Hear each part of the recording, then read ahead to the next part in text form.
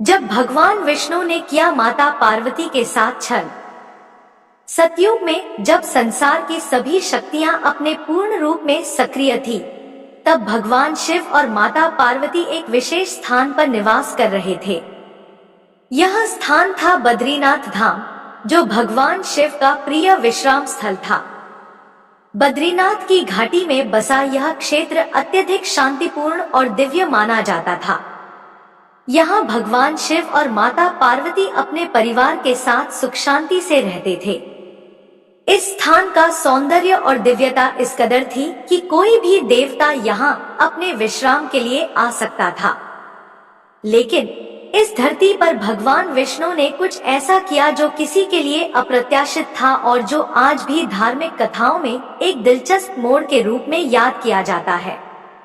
शिव पार्वती का निवास और भगवान विष्णु का आगमन। एक दिन भगवान विष्णु ने यह निर्णय लिया कि वह बद्रीनाथ धाम में विश्राम करेंगे।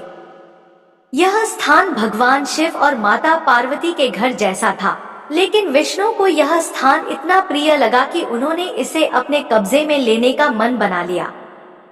तत्कालीन समय में बद्रीनाथ धाम के आसपास एक घना बड़ियों बेर का वन था और यह स्थान पूरी तरह से शांति और सौंदर्य से भरा हुआ था। यहाँ भगवान शिव अपनी अर्धांगिनी पार्वती के साथ आनंदमय जीवन जी रहे थे। मगर विष्णु की दृष्टि इस स्थान पर पड़ी और उन्होंने यहाँ रहने का संकल्प किया। विष्णु की बालक रूप में चालाकी। एक दिन भगवान विष्णु ने बालक का रूप धारण किया और जोर जोर से रोने लगे। उनकी आर्त आवाज ने आसपास के वातावरण को भर दिया और दूर दूर तक गूंजने लगी। जैसे ही माता पार्वती ने यह आवाज सुनी, उनका दिल द्रवित हो गया। वह सोचने लगी, इस बियाबान वन में यह बालक क्यों रो रहा है? यह बच्चा कहां से आया? इसकी मां कहां है?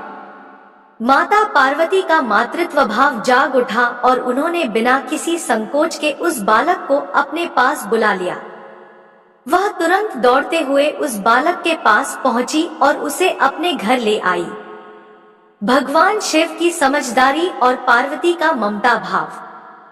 भगवान शिव ने तुरंत ही यह समझ लिया कि यह कोई साधारण बालक नहीं, बल्कि भगवान विष्णु की लीला है। शिवजी ने पार्वती से कहा, यह बालक बस कुछ देर में चुप हो जाएगा और फिर खुद ही कहीं चला जाएगा। तुम इसे घर के बाहर छोड़ दो, यह कोई साधारण बालक नहीं है। लेकिन माता पार्वती के दिल में मातृत्व का इतना सशक्त भाव था कि उन्होंने भगवान शिव की बात नहीं मानी।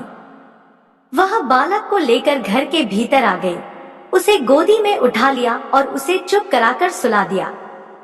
भगवान शिव इस समय शांत रहे, क्योंकि वह जानते थे कि यह सब भगवान विष्णु की योजना का हिस्सा है। भगवान विष्णु का अवसर। जब माता पार्वती बालक को सुला रही थी, तब भगवान विष्णु को इस पल का इंतजार था। वह घर के भीतर से बाहर आए और चुपके से घर का दरवाजा बंद कर दिया। अब भगवान शिव और माता पार्वती जब घर लौटे तो देखा कि घर का दरवाजा अंदर से बंद था। वे अचंभित हो गए, क्योंकि यह अचानक हुआ था। भगवान शिव ने दरवाजे को खटखटाया और भीतर से आवाज आई, भगवान, आप अब इस स्थान को छोड़ दीजिए। यह स्थान मुझे बहुत अच्छा लगा है। अब मैं यहीं विश्राम करूंगा।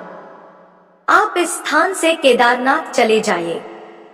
भगवान शिव का आक्रोश और देवताओं का निर्णय। भगवान शिव ने दरवाजा खोलने का कई प्रयास किया, लेकिन भीतर से वही आवाज आई।